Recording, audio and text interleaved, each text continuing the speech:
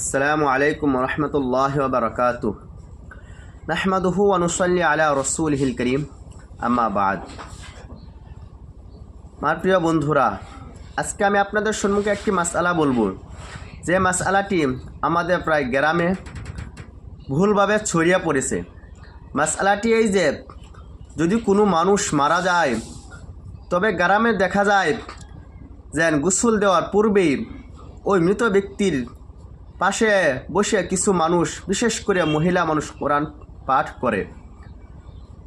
তবে শুদ্ধ মাসআলাটা যে এই যে, মৃত ব্যক্তিকে যতক্ষণ পর্যন্ত গোসল না দেওয়া হবে ততক্ষণ পর্যন্ত তার কাছে বসে কোনো কোরআন শরীফ তিলাওয়াত করা যাবে না। যদি ভিডিওটি ভালো লাগে একটি লাইক করে দিবেন। এমন ভিডিও পেতে হলে আমার চ্যানেলটা সাবস্ক্রাইব করে দিবেন। আর বন্ধু বান্ধবীকে এমন মাসলা শেখার সুযোগের জন্য ভিডিওটি শেয়ার করে দিবেন।